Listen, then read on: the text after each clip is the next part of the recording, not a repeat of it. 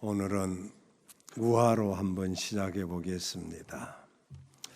여우와 염소가 길을 가다가 구렁텅이에 빠지게 되었습니다. 그 구렁텅이에서 나오려고 가진 애를 쓰다가 꽤 많은 여우가 염소에게 한 가지 제안을 했습니다. 염소야, 우리 서로 돕고 살아야 돼. 그래야 이곳을 빠져나갈 수 있을 것 같아.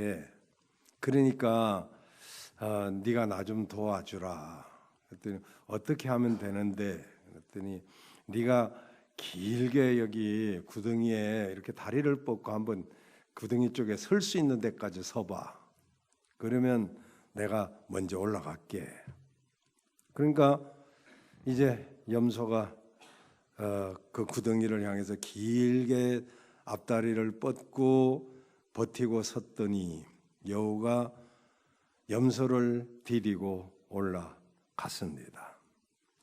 그리고는 염소를 향해서 이 바보야, 너는 머리도 크고 남보다 수염도 길게 나가지고 그래, 너는 네 생각은 안 해봤냐? 너는 네가 알아서 와. 그러고 가버렸대요. 염소는 여우가 올라가고 난 뒷일을 생각지 않았기 때문에 그것에 대해서 후회를 했지만 아무 소용이 없었어요. 누가 잘하고 잘못한 것을 말하려고 하는 것이 아니라 이 이야기가 시사하고 있는 것은 어떤 일이든지 행동하기 전에 신중히 생각하는 습관을 가져야 후회하는 법이 적다는 것입니다. 하물며 한순간의 행동이 그 사람의 평생을 살아감에 있어서 정말로 중대한 영향을 갖는다면 신중한 생각이 없이는 어찌 그가 보람되고 행복한 삶을 살 수가 있을까요? 그렇기 때문에 행동하기 전에 먼저 생각하는 것이 중요합니다. 생각하고 행동해야 시행착오를 줄일 수 있고 보다 나은 결과를 얻을 수 있기 때문에 오늘 우리는 좀 깊이 생각하는 시간이 되기를 바랍니다. 이런 행동하기 전에 먼저 생각하는 게 이게 중요하다는 거 다 알죠. 그런데 이거보다 더 중요한 것이 있습니다. 그것은 바로 내 생각의 기준입니다. 어떤 행동을 하기 위해서 생각하되 내가 어떤 기준을 가지고 생각하고 있느냐, 여기에 따라서 행동이 달라진다는 말이죠. 즉 세상적인 기준을 가지고 있으면 그 기준에 따른 행동이 나타나게 되고 신앙적인 행동의 기준을 가지고 있으면 신앙적인 행동을 할 수 있습니다. 흔히 우리는 자기 스스로 생각하기 때문에 그 생각을 자기가 생각하고 자기가 만든다라고 생각을 합니다. 그런데 여러분 가만히 한번 생각해 보세요. 정말로 내가 생각하는 생각이 내가 만들어낸 생각일까요? 좀 더 깊게 생각해 보면 내 생각의 모든 것이 다른 사람의 영향을 받아서 생긴 것이고 어떤 그 환경이나 교육이나 주변 사람들에 의해서 생겨진 것이란 것을 알 수가 있습니다. 이것을 좋게 말하면 무엇을 배우고 습득할 수 있는 인간의 능력이라고 할 것이고 나쁘게 말하면 인간의 한계라고 할 수가 있겠습니다. 무엇을 배우고 무엇을 습득했느냐, 또 누구와 같이 있었느냐, 또 누구에게 어떤 본을 보고 컸느냐, 이런 여러 가지 것들이 복합적으로 오늘의 나를 만들고 이 생각이 굳어지면서 스스로 고정관념을 갖게 되고 이 고정관념은 하나의 틀을 만들어서 그 틀 이상에서 벗어나지를 못합니다. 고정관념, 다시 말하면 생각이 굳어져서 네모지게 되었다면 어떤 것이든지 네모 속에 넣고 보기 때문에 세모는 아니고 동그라미는 더더욱 아니고 이런 자기 생각을 형성하게 됩니다. 악한 영향을 받아서 악한 생각으로 가득 찬 사람은 결국은 악한 행동을 할 수밖에 없고, 사람의 지혜로 교육을 받은 사람은 그 행동이 인간의 교육의 범주를 넘어설 수가 없습니다. 이와 마찬가지로 하나님의 말씀에 영향을 받은 사람은 하나님의 품 안에 머물게 되는 것입니다. 여러분, 우리가 하나님의 뜻을 구하고 그분의 말씀에 순종하며 살기를 원하는 이유 중에 하나가 바로 그것입니다. 하나님의 품 안에 머물러 있으면서 우리들의 삶을 복되게 설계하기 위해서인 줄로 믿습니다. 하나님의 말씀 중에서도 특별히 오늘 우리가 읽은 이 잠언은 실질적인 인간의 삶에 관해서 정말 돌아볼 수 있게 하고 우리에게 상당한 교훈을 주는 그런 책이 되겠습니다. 마침 잠언서는 31장이라서 매일 한 장씩 읽으면 한 달에 한 권을 읽을 수 있도록 그렇게 구성되어 있습니다.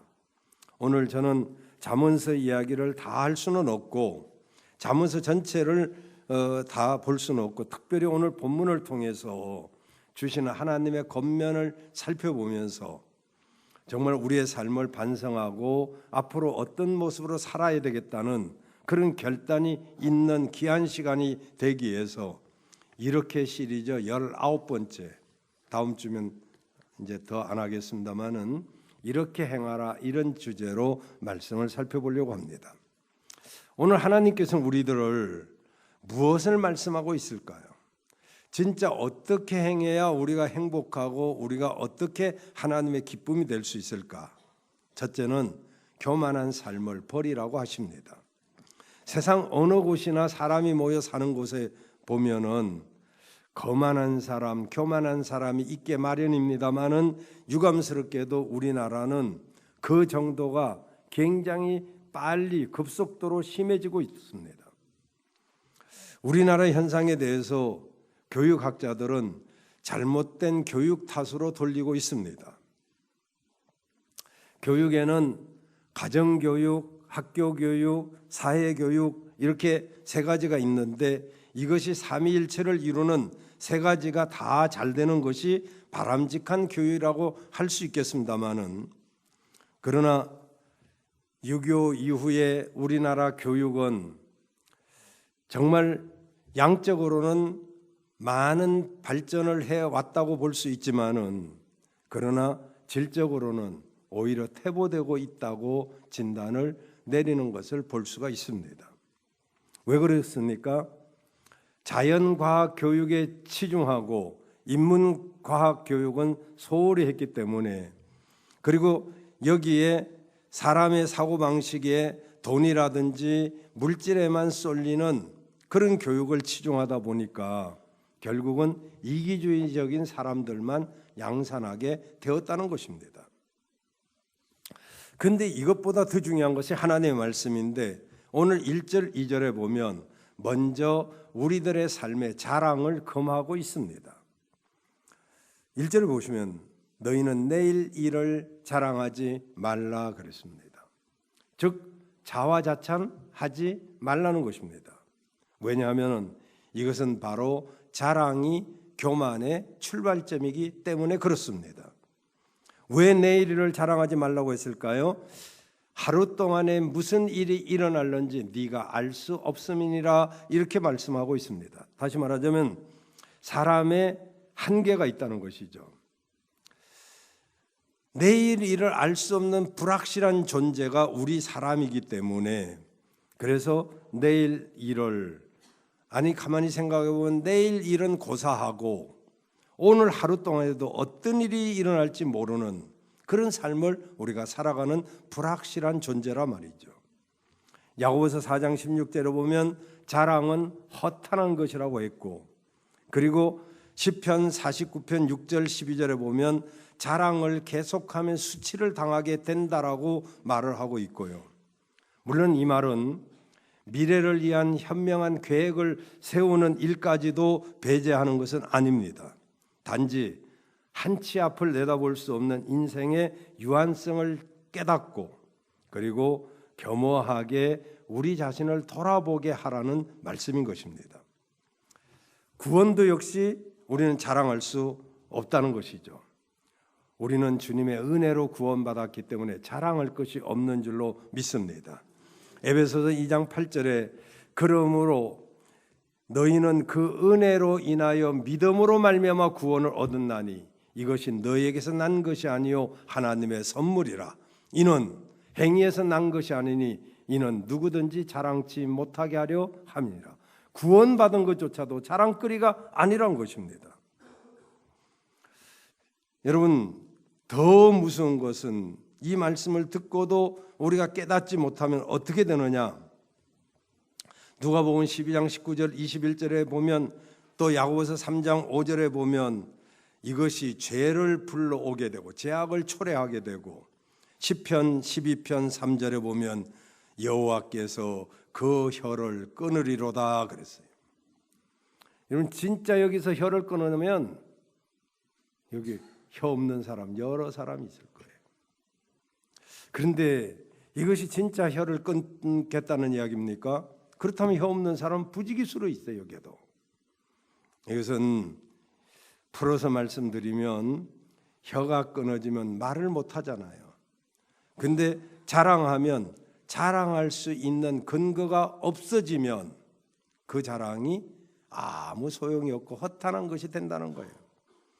예를 들어서 어떤 자매가 자신의 몸을 자랑하고 그리고 정말 자기 날씬한 것을 자랑하고 있지만은 결혼하고 아이 4-5명 낳고 나고 몸무게가 70 이상이 되면 뭘 자랑할 게 있겠어요? 튼튼해도 좋다 이 소리밖에 더 하겠어요? 또 어떻습니까? 건강을 자랑합니다. 그런데 어느 날 퍽 쓰러져서 병원에 누워 있으면 무슨 건강을 자랑할 수 있겠습니까? 돈, 그것도 어느 사람에게 사기당하거나 보증 잘못 쓰거나 그래갖고 훅 날아가면 무슨 돈 자랑할 것이 있겠습니까? 그런 것으로 자랑하면 어느 날 그 자랑거리가 끊어질 날이 온다는 거잖아요. 어떤 변호사가 변호사 개업을 했습니다. 그 첫날 아침에 한 사람이 들어오는 것 같아서 이 젊은 변호사가 그 첫 손님에게 손님이 많다는 것을 보여주기 위해서 빈 전화기를 들고 막 말을 하기 시작했습니다. 회장님, 그런 문제는 저에게 맡겨주십시오. 그런 건 제가 깨끗하게 처리해 주겠습니다. 예, 요즘 굉장히 바쁜데요. 손님들도 많고 바쁩니다. 그러나 회장님 것은 제가 우선적으로 해결해 주겠습니다. 그리고 막 이야기를 하다가 들어온 사람을 보면서 무슨 사건 때문에 오셨죠? 그랬더니 이 사람이 끊어진 전화줄 이어주려고 왔는데요. 끊어진 전화줄로도 통화를 잘 하시네요. 뭔 소린지. 이런 이야기 좋아하면 한 가지 더 할게요. 한 남자가 형무소에 들어가서 7년 언도를 받고 7년 동안 감옥살이를 하는데 매일 반복되는 그 생활 속에 지루하고 정말 무료하고 정말 살 맛이 없었습니다. 어느 날 가만히 보니까 형무소 안에 개미들이 들어오는데 그 중에 개미 하나가 좀 잘생긴 개미가 있어가지고 그걸 밥을 줬더니 얼마나 잘 따르는지 시시때때로 찾아오는 거예요. 그래서 이 사람이 이 개미를 키우기로 작정하고 성냥가게에다가 집도 만들어주고 그리고 밥만 먹이면 재미가 없어서 훈련을 한번 시켜봐야 되겠다 해서 앉아 하니까 좀 있으니까 앉고 일어서 하니까 일어나고 앉고 일어서는 것을 막 훈련을 시켰어요. 한참 가다가 앉고 일어서는 건 이거 재미가 없다. 이제 춤 한번 춰봐라. 그리고 춤을 가르치기 시작했어요. 개미가 영특해가지고 춤을 추기 시작하는데 무려 7년이 걸렸어요. 7년 동안 죽자 사자 이 개미하고 훈련시키느라고 7년 형무소 생활이 언제 끝났는지 끝나고 드디어 이제 석방이 되었어요. 그날 저녁에 이 사람이 꿈을 꿨습니다. 내가 진짜 이번에 이 놀라운 일 아니냐 이게. 개미가 춤을 추고 앉았다 일어났다 뭐 뒤로 돌아 이거 다 하니까 내가 신문에다 광고 크게 내가지고 막 하면 사람들이 몰려오겠지. 사람들이 몰려오면 입장료 받을 수 있겠지. 입장료 받으면 그 돈이 얼마요? 내가 몇 년 안 가서 큰 부자 되겠네. 그렇게 신이 나가지고 이제 출소를 하고 신문사로 이제 광고를 내라고 이제 가는 도중에 식당이 하나 나왔어요. 너무 배가 고파서 야 일단 먹고 이제 신문사 들어가자. 그 밥을 딱 시켜놓고 음식을 주문하고 있는데 그동안에도 막 자랑하고 싶어서 뭐 송신증이 나는 거예요. 송신증이 뭔가 아는지 모르겠네. 방언도 나옵니다. 송신증이 나서 그래서 성냥갑을 꺼내가지고 개미를 불러서 이렇게 내놓고 어이 종업원 이리 와봐 이리 와봐. 이제 개미를 보여주려고 춤춰 이러면 춤춰야 되잖아요. 그러니까 종업원이 딱 오더니 아저씨 죄송합니다. 개미가 여기 와서 그럴 줄 몰랐네요. 에이, 7년 공부 나무아비 타불이 됐어요. 허탄한 자랑. 근데 겨우 하나님의 말씀에는 굳어 있다가 이런 이야기는 좋아할 줄 내가 알았어요. 한 가지 더 이야기해야 되겠어요. 좌우지간 설교는 생각 안 나고 맨날 예화나 유머나 생각나니 참 이것도 보통 문제가 있네요. 어느 날 멸치가 꿈을 꾸고 이제 친구들에게 자랑을 하기 시작했습니다. 야, 내가 꿈에 멸치 내가 그 뼈대 있는 집안 출신 아니냐? 응? 그래서 내가 작아도 깡다구도 있고 이 방언이 계속 나가고 있습니다. 우리 집안이 보통 집안이 아닌데 내가 딱 꿈을 하나 꾸는데 내가 갑자기 하늘로 올라가더니 나무 다리를 건너고 또 흰 눈을 맞고 춥다가 덥다가 했는데 아마 이거 내가 용이 되어가지고 하늘로 올라가서 비를 내리고 눈을 내리고 뭐 그럴 거 아닌겠냐. 내가 세상을 바꿀 그런 존재가 될 것 같아. 막 자랑을 했습니다. 그랬더니 조금 비판적인 가재미가 있다가 말을 했습니다. 야, 그게 말도 아닌데. 내 생각은 그게 다르던. 네가 하늘로 올라간 것은 낚싯줄에 낚시에 다른 고기들은 다 살살 피했는데 너는 뭐 뼈대 있는 집안이라고 자랑하다가 까불다가 낚싯대에 걸려서 하늘로 높이 올라갔고 그 나무 다리를 건너서 집으로 간 어부가 소금을 친 것이 흰 눈 같고 그리고 내가 느끼기엔 네가 그 불에서 요리를 하니까 추웠다가 더웠다가 그런 거야. 그랬더니 화가 난 이 멸치가 가재미 뺨을 확 후려쳤더니 가재미 눈이 돌아가서 가재미가 눈이 삐뚤어졌고 그리고 그걸 곁에서 봤던 문어는 너무 겁이 나갖고 안 본 척 하느라고 눈을 다리 밑에서 감췄고 몰라요? 눈 그 밑에 붙어 있는지. 상어는 이 꼴 보다가 너무 무서워서 웃다가 입이 찢어졌고 새우는 너무 웃어서 허리가 꼬부라졌고 꽁치와 갈치는 상어처럼 될까 봐 너무 입을 모아서 그만 입이 뾰족하게 되었다고 그래요. 우리 학생들도 이쁘게 찍으려고 입을 삐죽하게 내가 그 사진을 쫙 너무 많이 그렇게 입을 삐죽거리면 상어가 될 가능성도 있어요. 어쨌든 저는 여러분 모두가 앞날을 겸손함으로 채워서 하나님 앞에 기쁨이 되고 하나님 앞에 자랑이 되기를 바라요. 세상 자랑 다 쓸데없는 거예요. 두 번째는 하나님 우리에게 어떻게 행하라고 하시냐면 투기하지 말라고 하십니다. 오늘 본문에 보면 3절 4절에 보면 돌은 무겁고 모래도 가볍지 아니하거니와 미련한 자의 분노는 이 돌보다도 무거우니라. 부는 잔인하고 노는 창수 같거니와 투기 앞에서야 누가 서리요 그랬어요. 이런 미련한 자의 분노는요 돌이나 모래보다 더 무겁대요. 돌이나 모래를 운반해 본 사람이라고 한다면 이 일이 얼마나 힘들고 지치는지 알 수가 있어요. 정말 돌을 날르고 모래를 날르는 일본말로 노가다 우리말로 노동을 해보면 이게 얼마나 힘들고 지친지를 알 수가 있어요. 그러나 미련한 자의 분노는 이것보다도 훨씬 무겁고 이것보다도 훨씬 지치게 한다는 거예요. 그만큼 힘들다는 거예요. 여기 참기 힘든 어떤 영적, 정신적 불쾌감을 타인에게 안겨주기 때문에 돌이나 모래와 그 미련한 자의 분노가 비교되고 있다 이 말이죠.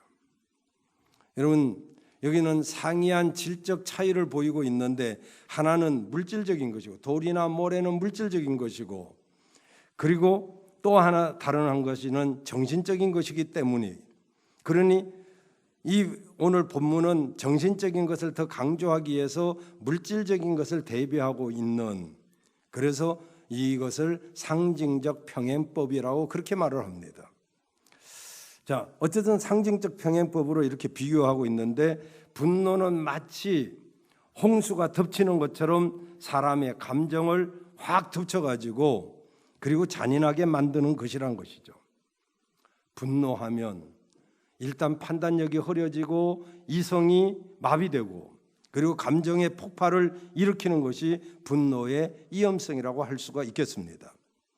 그래서 여러분이 엊그제도 그런 거 보셨는지 모르겠습니다만은 한 여성이 마트에서 물건을 사고 이제 차를 몰고 마트를 빠져나오려고 하는데 앞에서 어떤 남자가 짐을 싣고 있는데 좀 비켜달라고 빵빵거렸더니 그 남자가 차에 가서 칼을 뽑아가지고 쫓아와서 이 사람들은 처음 듣는 이야기네요. 이제 워낙 경건하니까 뉴스하고는 상관이 없는 거. 나만 본 것 같아요.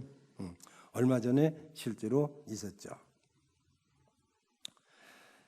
조금만 빵빵거리면, 조금만 끼어들거나, 조금만 잘못하면 망치를 가져오지 않나, 톱을 가져오지 않나, 도끼를 가지고 나오고 야구방망이로 골프채로 자기 차라고 다 때려 부시고 정말 운전은 초보, 마음은 터보, 건드리면 남보 이런 사람이 얼마나 많은지.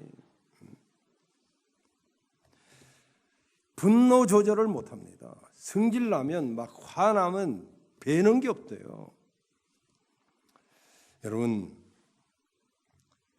성경에서도 분낼 수 있다라고 말합니다. 그러나 그 분을 에베소서 4장 26절 27절에 보면 분을 내면 죄를 짓기 쉬우니까 분내도 죄 짓지 말고 해가 넘어가도 분을 품지 말라고 말하고 있습니다. 왜냐하면 마귀로 틈을 타지 못하게 하는 거죠. 승질나면 마귀가 다 틈을 탄다는 거예요. 여러분 여자들뿐만 아니죠. 남자들도 왜 화병이 나고 우라통이 터집니까? 화낼 수 있어요. 근데 그 화를 품고 잠을 자니까 그게 화병이 되고 우라병이 되는 거 아니겠어요? 화내도 해 있을 때 푸시기를 바랍니다. 아멘 안 하시는 거 보니까 그냥 뭐 분을 품고 자든 화를 품고 자든 뭐 그건 뭐 여러분이 선택하겠지만은 그러나 저는 모든 것을 가르쳐 지키게 하라고 주님이 말씀하셨기 때문에 이 말씀의 위험성을 여러분에게 알려드리는 것입니다. 이렇게 분노는 너무 무거워가지고 쉽게 지워지지 아니하고 이 찌꺼기가 오래 남습니다. 특히 부부간에도 마찬가지예요. 자꾸 화를 내버려다 하면 화도 자꾸 낮아요. 성질 부리면 성질이 자꾸 납니다. 그래서 여러분 부부간에도 너무 성질 부리지 말고 자식한테도 너무 막 포근하고 막 성질 부리고 하지 말고 아멘 안 하는 거 보니까 뭐 여러분은 잘하고 계신 것 같기도 해요. 옆에 사람 한번 봐봐요. 성질 좀 있게 생겼나 성질 좀 없게 생겼나 한번 말해줘요. 괜찮은 것 같이 앉아 있는데 성질 꽤나 있군요. 그래요. 진짜 성질 없어요? 이렇게 착한가요? 우리가 참 착하기도 한 것 같아요. 어쨌든 이게 분은요 속에 막 묻어두면 그렇다고 또 이렇게 나타내서 분출시키면 이게 죄를 짓게 되고 그 다음에 마귀가 틈을 타게 돼 있어요. 이것도 무섭지만은 더 무서운 것이 투기라는 거예요. 무슨 땅 투기, 집 투기 이게 아니고 샘 부리는 것을 말합니다. 그게 좀 더 지독하면 시기, 질투를 말합니다. 자, 분이 정말 여기 분이 잔인하고 노는 창수 같다. 그러나 투기 앞에 설 수가 있겠냐? 투기하고는 견딜 수가 없다는 거예요. 한번 가만히 생각해 보면 그 이유를 알 수 있습니다. 먼저 투기는 분노보다도 훨씬 더 지속적이기 때문에 그래요. 여러분 여기 창수 같다 이 말은 창수는 확 올 때는 오지만 그래도 끝날 때가 있잖아요. 그런데 이 질투는 끝장을 보고야 많은 승질이 있기 때문에 이게 훨씬 더 무섭다는 것입니다. 또한 분노는 어떤 침해를 받았을 때, 나한테 손해가 왔을 때 그때 일어나는 그런 어떤 감정의 반응이겠지만은 투기는 나하고 상관없이 상대방이 잘 되거나 상대방이 뭔가 나보다 낫거나 뭐 이러면 거기서 일어나는 감정이기 때문에 이건 내가 피해를 입은 것도 아니고 상대방이 더 잘 나가고 더 잘 되는 것 때문에 생기는 감정이기 때문에 이것은 끄기가 어렵다는 거잖아요. 기어코 상대방이 망하는 꼴을 봐야만 내 속이 시원한. 그래서 분노는 그래도 일시적이지만 투기는 훨씬 더 오래가고 분노는 직접 간접적으로라도 자신의 어떤 이권이 침해를 당한다는 그 피해의식에서 생기는 것이지만 그러나 투기는 상대방이 잘못한 일이 없음에도 불구하고 괜한 시기심과 샘으로 투정을 벌인다는 것이죠. 여러분 누군가가 나보다 더 사랑받고 누군가가 나보다 잘 되면 투기하지 마시길 바랍니다. 저는 우리 성도들이 복받기를 원합니다. 근데 부자를 질투하는 사람치고 부자 될 가능성이 없습니다. 우리나라 재벌들이 잘하는 것은 아니지만 그것은 뭐 제도나 또는 어떤 본인들의 깨달음이나 이런 것으로 고쳐지지 우리가 막 욕한다고 고쳐지는 것도 아니에요. 이 형제끼리 싸우는 꼴하지 좀 봐봐요. 욕 안 나오게 생겼나. 그리고 뭐 한국에서 돈 벌어서 일본에다 투자하고 뭐 이런 거 다 말하려면 뭐 얼마든지 말할 수 있죠.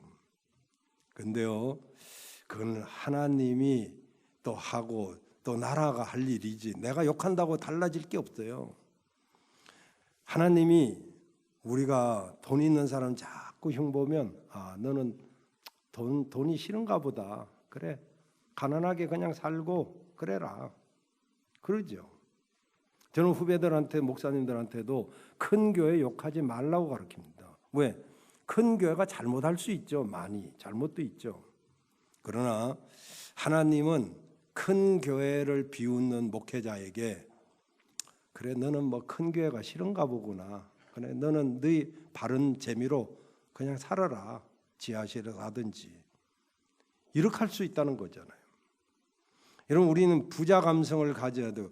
작은 교회도 욕할 게 없어요. 작은 교회도 많은 문제가 있지만 누가 못나서 작은 교회 합니까? 누가 잘나서 큰 교회 합니까? 누워서 침 뱉을 이유가 뭐 있습니까? 여러분 우리는 서로가 다 잘 되기를 원해야 돼요. 작은 교회도 부흥돼야 되고 큰 교회는 큰 교회답게 큰 일을 할 수 있도록 우리가 해줘야 되고 우리끼리 물고 뜯으니까 다 그냥 저것들은 어디 천주교 물고 뜯는 거 봤어요? 아버지의 험담을 막 나가서 하나요? 파더, 신부는 아버지 개념이에요. 우리는 형제 개념이에요. 형제는 형제를 막 헐뜯습니다. 그 얼마나 잘못된 건가요? 여러분 우리는 서로 비교할 필요도 없고 나는 나고 그는 그고 하나님이 나를 고치시기를 원하는 줄 믿고 내가 세상을 고치려고 하지 말고 내가 교회를 고치려고 하지 말고 하나님께 맡기고 어떤 험이 보이면 그것을 놓고 기도해야 되죠.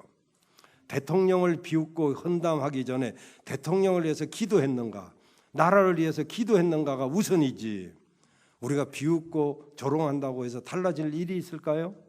없어요. 여러분, 우리는 하나님 앞에 맡기고 내 자신부터 바르게 세워 나가야 될 줄로 믿습니다. 그 하나님이 가셔야 바르게 되는 거예요, 사람도.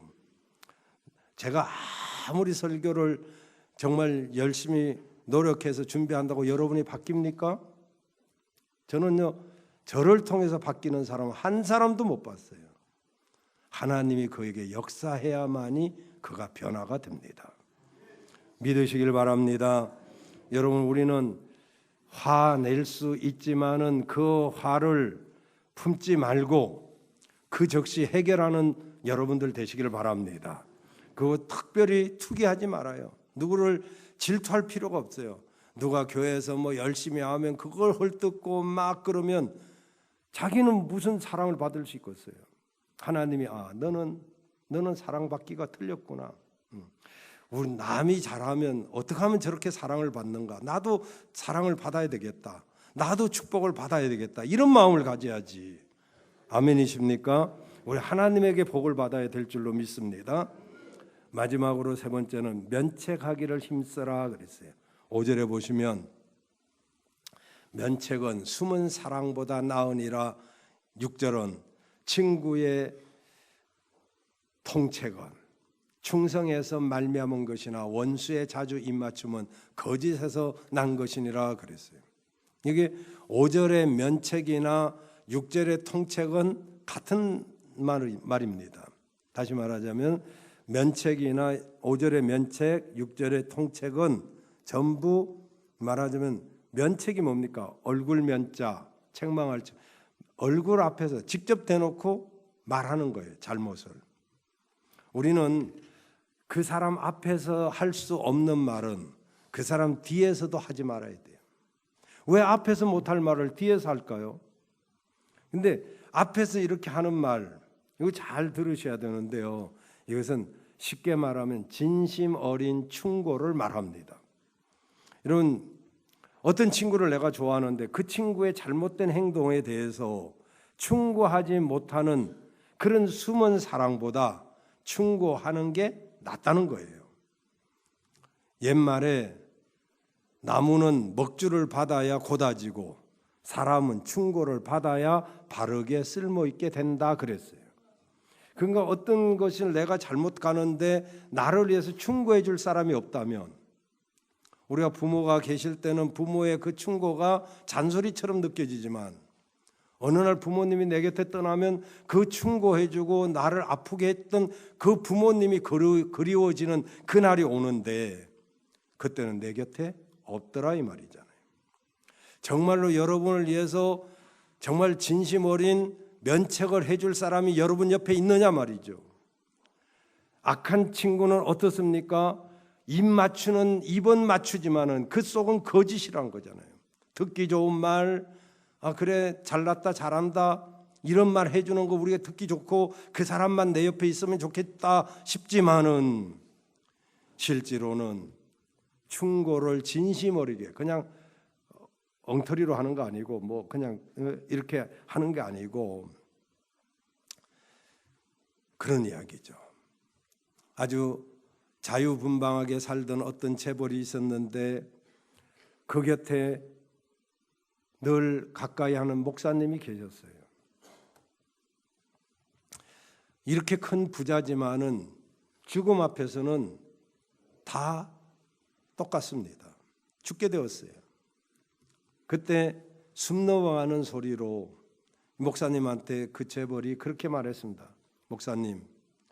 목사님은 오랫동안 우리 집에 출입했고 또 나는 목사님을 친구처럼 생각했는데 왜 나에게 충고 한번 안 해주십니까? 목사님이 미안하기도 하고 황당하기도 하고 그래서 나는 사장님과 회장님과 친구처럼 정말 나를 대해 주어서 내가 너무 고마워서 기분 나쁜 말을 내가 할 수가 없었습니다. 이렇게 말을 했어요. 그랬더니 그 재벌이 나한테 한 번이라도 죄를 회개하고 예수님 믿으라고 했더라면 내가 이렇게 죽진 않았을 텐데 당신은 참으로 불충실한 종이군요. 그러고 죽었어요. 문제는 대개의 충고가 환영을 받지 못한다는 데 있습니다. 그리고 묘하게도 충고를 가장 필요로 하는 사람이 그것을 가장 싫어합니다. 그래서 자칫 잘못 충고하면 너나 잘해 라고 되돌아올 일들이 훨씬 많기 때문에 우리는 충고를 잘 못합니다. 이 면책을 잘못하면 오히려 유익보다 해가 많이 있기 때문에 이 진심 어린 충고를 못할 때가 많이 있습니다. 그렇기 때문에 정말 이 충고는 충고 자체가 중요한 게 아니고 그 충고에 지혜가 더해져야 되는 것이죠. 그래서 가능하면 상대방이 충고를 받아들일 수 있도록 먼저 충고하는 사람 자신이 그 문제를 놓고 고민하고 기도하고 조심스럽게 접근하는 것이 친구인데, 하지만 그 결과는 두려워하지 말라는 거예요. 최대한 조심스럽게 사랑으로 충고하되 상대방의 반응을 지나치게 의식해서 말하자면은 충고를 못하면 아무 말도 못하게 되죠. 그러므로 여러분이 진정 사랑하는 사람이 있다면 언젠가는 진심 어린 충고를 한 번쯤은 해줘야 되잖아요.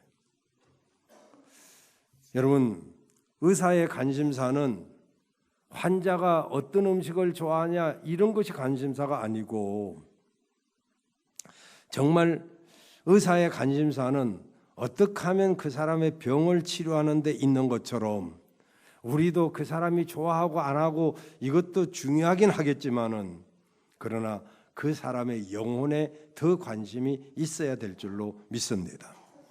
참 사랑의 일부는 분명한 충고로 나타난 것이죠.